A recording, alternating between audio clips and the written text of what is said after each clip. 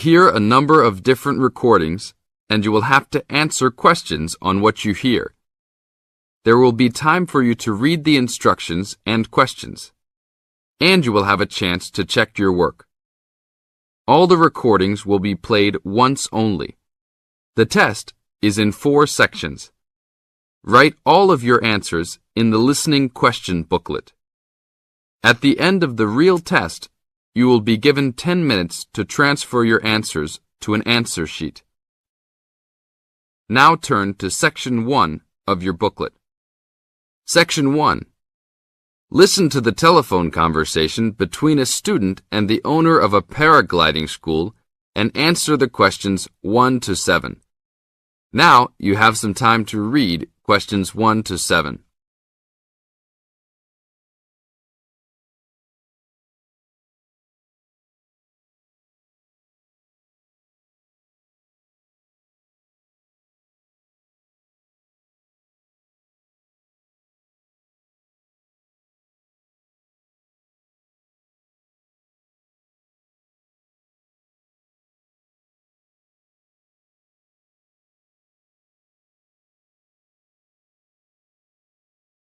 Hello, Paraglider's Paradise. How can I help you? Oh, hi. I'm interested in doing a course in paragliding. Which course are you interested in? Well, I'm not sure. What's available? We've got the introductory course, which lasts for 2 days. Okay. Or there's the 4-day beginner's course. There's also the elementary pilot course, which takes 5 to 6 days, depending on conditions. We might try the beginner's course. What sort of prices are we looking at? The introductory is $190. The beginner's course, which is what you'd probably be looking at, is $320. No, sorry, $330. It's just gone up. And the pilot course is $430. Right. And you also have to become a member of our club so that you're insured. That'll cost you $12 a day. Everyone has to take out insurance, you see. Does that cover me if I break a leg? No, I'm afraid not. It's only third party and covers you against damage to other people or their belongings, but not theft or injury. You would need to take out your own personal accident insurance. I see. And what's the best way to get to your place? By public transport, or could we come by bike? We're pretty keen cyclists. It's difficult by public transport, although there is a bus from Newcastle. Most people get here by car, though, because we're a little off the beaten track. But you could ride here, okay? I'll send you a map. Just let me take down a few details. What's your name? Maria Gentle. And your address, Maria? Well, I'm a student staying with a family in Newcastle. So it's care of... Care of Mr. and Mrs. MacDonald. Like the hamburgers? Yes, exactly. MacDonald. The post office box address is probably best. It's P.O. Box 2492, Newcastle. Is there a fax number there? Because I could fax you the information. Yes, actually there is. It's 0249. That is for Newcastle. And then 760412. Okay. Now, if you decide to do one of our courses, you'll need to book in advance and to pay when you book. How would you be paying? By credit card, if that's okay. Do you take Visa? Yes, fine. We take all major cards, including Visa, Master, and American Express. Okay then. Thanks very much. Now you have some time to read questions 8 to 10.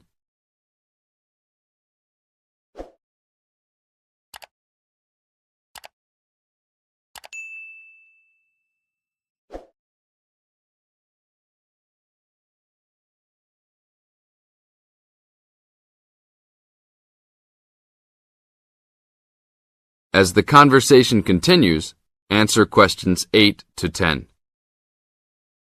Hi, Pauline. Hi, Maria. What's that you're reading? Just some information from a paragliding school. It looks really good fun. Do you fancy a go at paragliding? Sure. Do you have to buy lots of equipment and stuff?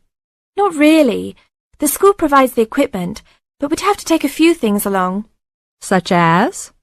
Well, it says here, clothes, wear stout boots, so no sneakers or sandals, I suppose. And clothes suitable for an active day in the hills, preferably a long-sleeve t-shirt. That's probably in case you land in the stinging nettles. It also says we should bring a packed lunch. We do not recommend soft drinks or flasks of coffee. Water is really the best thing to drink. We'd also need to bring suntan lotion and something to protect your head from the sun. Okay, that sounds reasonable. And where would we stay? Well, look, they seem to operate a campsite too, because it says here that it's only $10 a day to pitch a tent. That'd be fine, wouldn't it? And that way we'd save quite a bit because even a cheap hotel would cost money. Or perhaps we could stay in a bed and breakfast nearby. It gives a couple of names here we could ring. I think I might prefer that. Hotels and youth hostels would all be miles away from the farm, and I don't fancy a caravan. No, I agree. But let's take a tent and pray for good weather. Okay, let's do it. What about next weekend? No, I can't. I'm going on a geography field trip. And then it's the weekend before exams, and I really need to study. Okay then, let's make it the one after the exams. Fine. We'll need a break by then. Can you ring and... This is the end of Section 1. You now have half a minute to check your answers.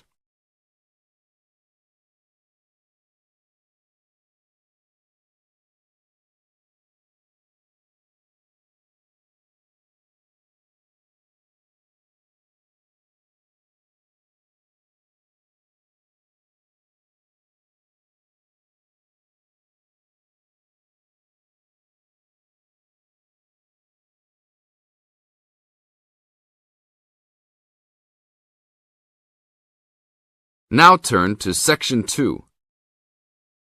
Section 2. You are going to hear an interviewer who is interviewing Alan.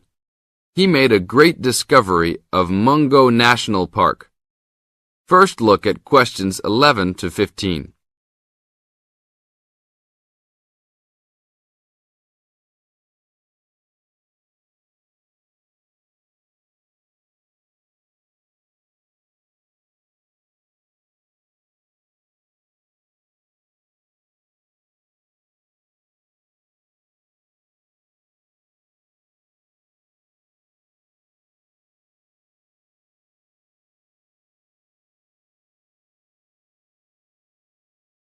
As you listen to the first part of the interview, answer questions 11 to 15.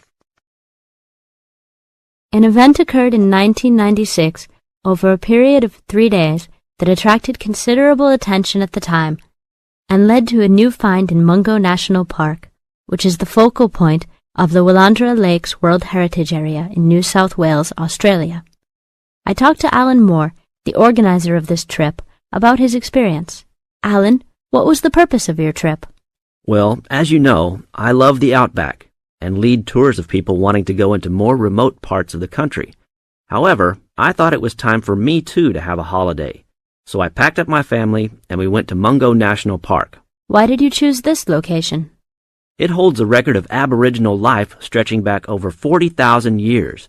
And of course, I wanted my young kids to be amazed by the main feature of the park, the remarkable Walls of China, as they're called, where wind and water erosion have exposed this long history. I see.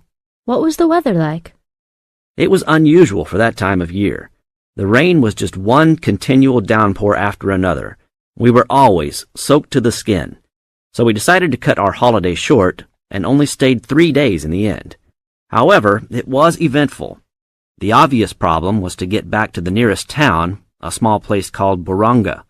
But the dirt roads out there are always impassable after rain, so we settled down for a long, wet wait in the park. We didn't really mind because the scenery was so interesting. However, the kids wandered away without our noticing, and eventually we realized they must be lost. So we used our two-way radio to contact the park rangers and the police, and a helicopter was sent. Luckily, the kids were found within a few hours, but they'd made an important discovery. Now look at questions 16 to 20.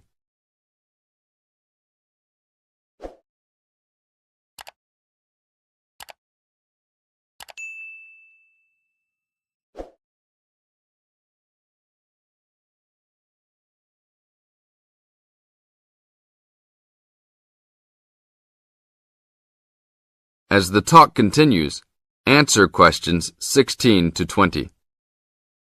So, the trip was also eventful for another reason, wasn't it? Yes, yes. They led us to some ancient Aboriginal art.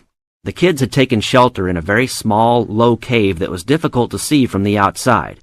We were lucky to have another family camping in our location.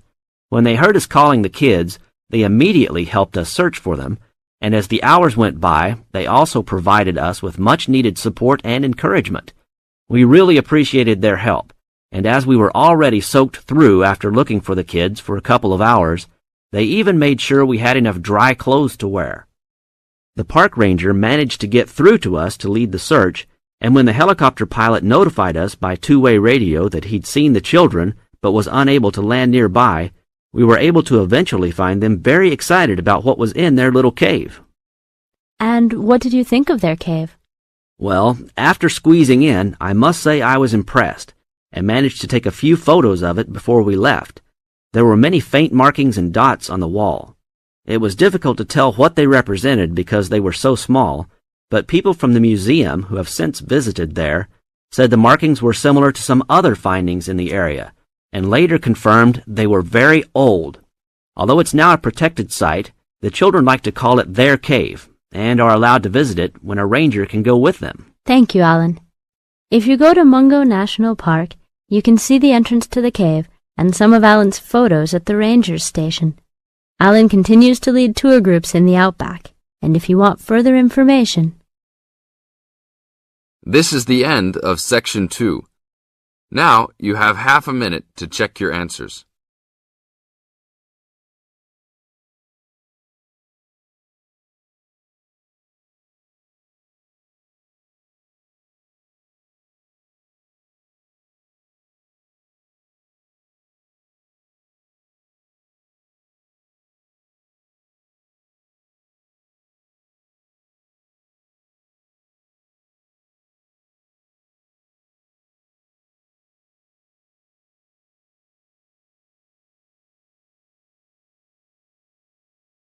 Section 3.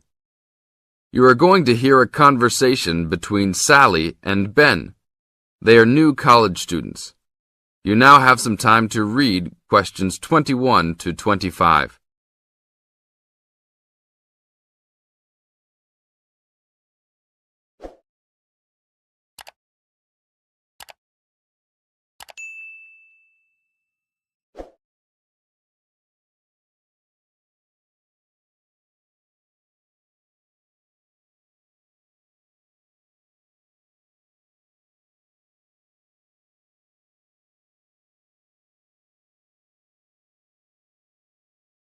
Now, listen to the first part of the conversation and answer questions 21 to 25. Hi, Ben. Sally. How are you? Fine. I wondered if I'd run into you. When did you get here? I only arrived last night, just in time. I prefer to travel on Sundays to miss the working rush. I suppose you arrived in plenty of time. Oh, I've been here for 4 days now, so it must have been Thursday that I arrived. I like to have a good chance to look around and settle in. I should have come earlier too. I'm hoping to get a part-time job.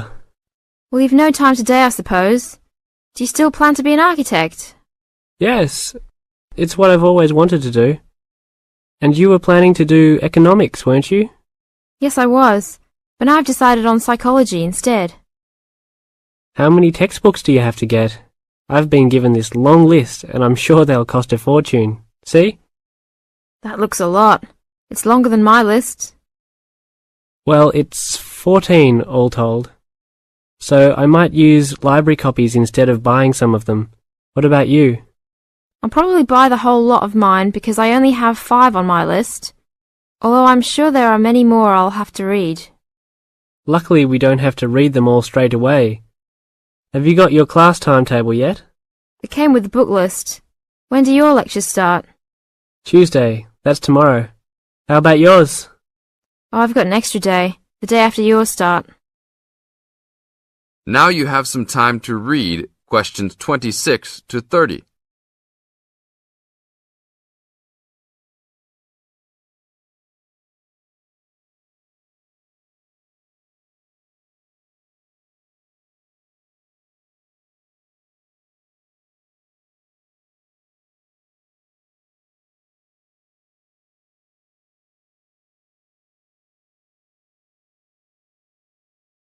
As the conversation continues, they are talking about their new college life. Listen carefully and answer questions 26 to 30. It's nothing like school, is it? Not so far, and the lectures will certainly be different. Do you have any special approach for keeping up with lectures and the amount we have to read? Well, I usually try to read every word in a book, in case I miss something important. So I suppose I'll try to write down every word of the lecture if I can.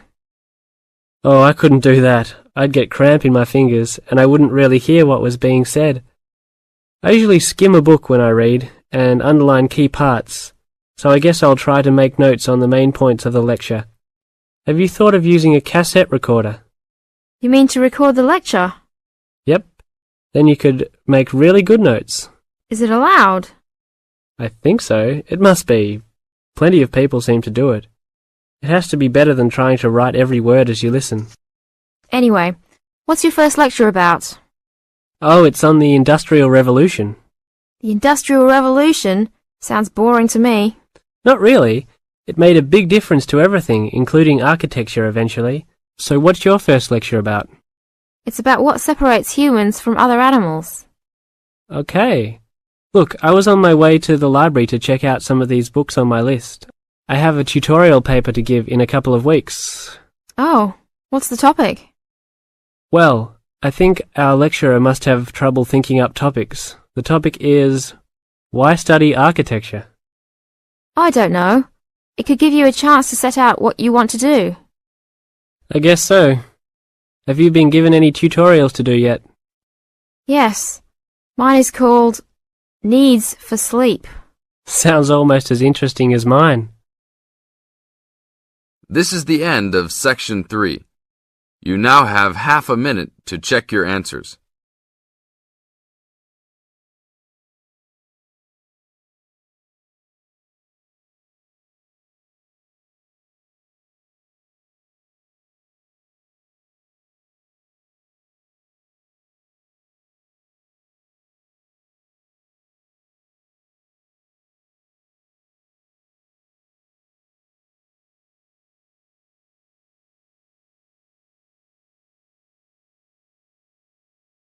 Now turn to Section 4. Section 4. In this section, you are going to hear a talk introducing the courses and entry requirements of the Department of Psychology. You now have some time to look at questions 31 to 35.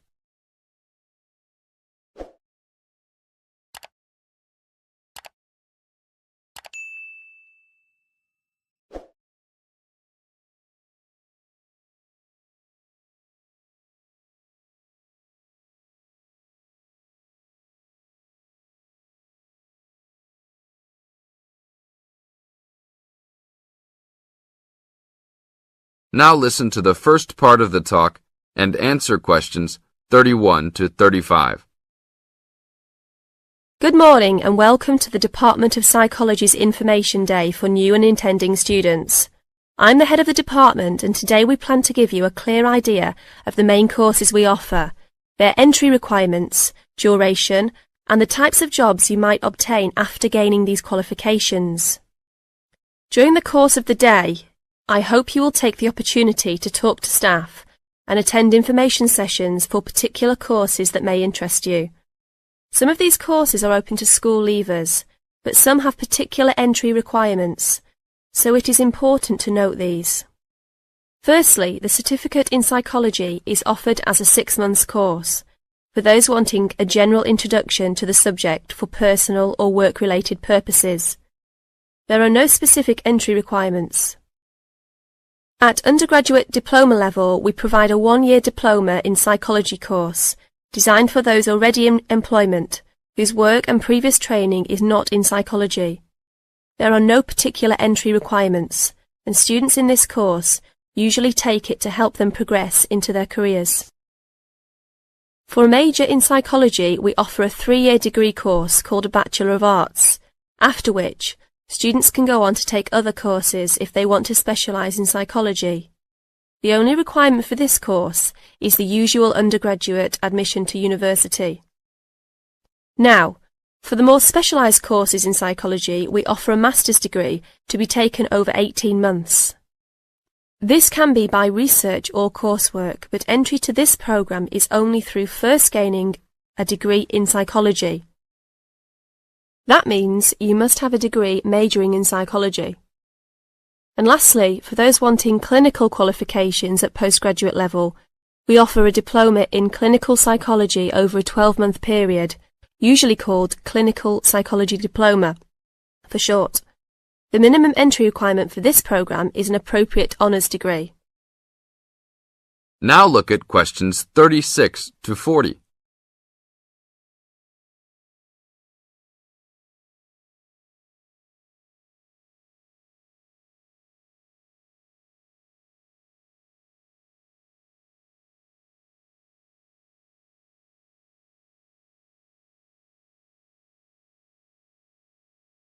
Listen carefully and answer questions 36 to 40.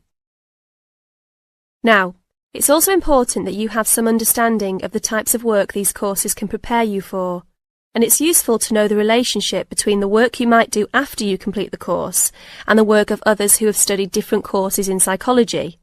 As I said before, the certificate in psychology is for personal interest or possibly for work-related purposes, but doesn't qualify you in any particular way. Our students in this course can range from women who have stopped work to care for their children and the children have now commenced school, to the support staff in a specialised publishing company. They really vary a lot. The undergraduate diploma usually attracts people working in offices such as banks or in some government departments.